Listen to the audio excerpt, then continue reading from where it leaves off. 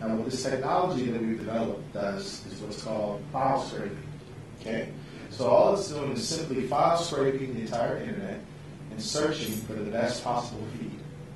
Now once it's latched itself to the best possible feed, it draws it back into the box and then out through the HDMI port onto your television screen. What this box does not allow you to do is it does not allow you to download, it does not allow you to duplicate, it does not allow you to host anything that you see on here. So basically what we're doing, and the reason why we're able to become compliant, is because we're operating in an unregulated space. And the unregulated space is called streaming and file sharing technology. As of last Thursday, it strengthened our position in the marketplace because the FCC just passed a new law called net neutrality, and I encourage you guys to look at it. They've been going back and forth on net neutrality now for previously on. They've been going back and forth on net neutrality now for the last couple of years. It was basically, the cable companies wanted to regulate what type of traffic, what type of websites that you could see and view, because they were finding, things like Netflix and Amazon were just taking so much bandwidth and this and that, so they were trying to regulate it. So the FCC just passed a rule where it's completely unregulated, and it's back to the status quo, even less regulated than it was before. So it's put together a platform by which this business can really explode. Because before, the only thing that really was a controversy over was streaming technology.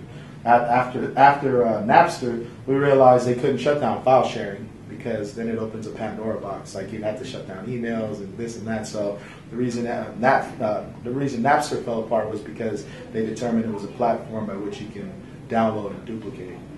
Well, now that we've created this box and all we're doing is streaming file sharing, we're completely compliant. And now, the beneficiaries of the users.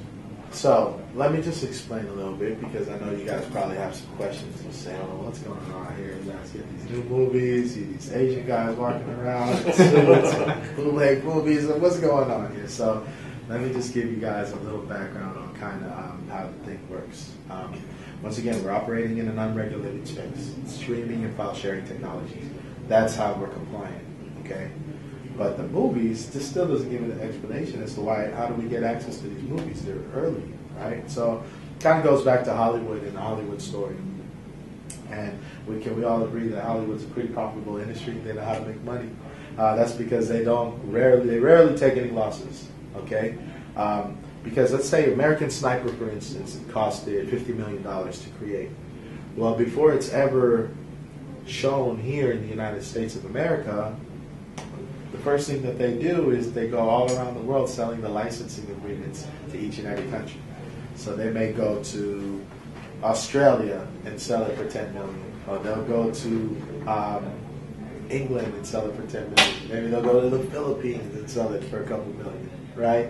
They go all around the world to make sure they recoup their entire film budget before ever hitting the United States of America. While I was living abroad, I would watch these movies before any of my friends did, and I would ruin it for them. I'd call them up like, this is how Gone Girl ended.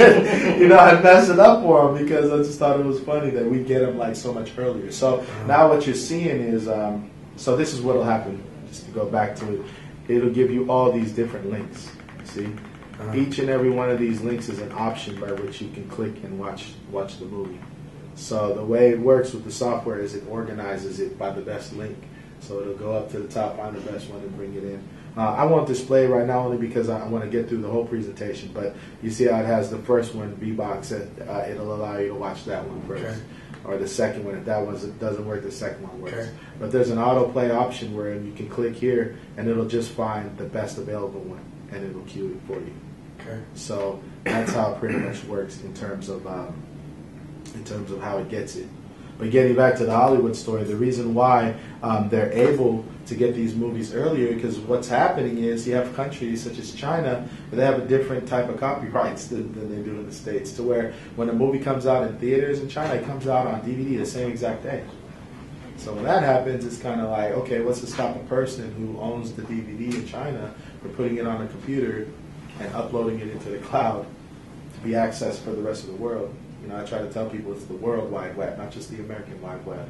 Yeah. I like to sit here and act smarter than I actually am, but in all honesty, this technology's been around. It's been there in China for the last 7 years. They've moved close to 1 billion units, something similar to this. That's because out there they don't have your traditional cable company, DirecTV. The only way they can access U.S. programming is through the internet.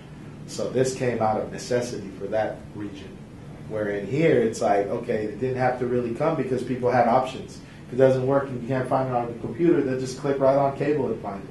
So now what we did is we took the box, that type of technology, and we got it compliant with everything that's going here.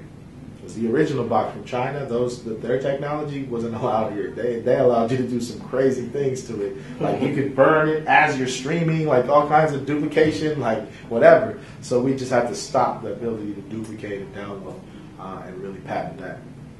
So the hardware was generated and manufactured in China, whereas the software is developed in the Philippines, and the programming is developed here domestically. So that's how we put all the pieces together. We have the Ubox.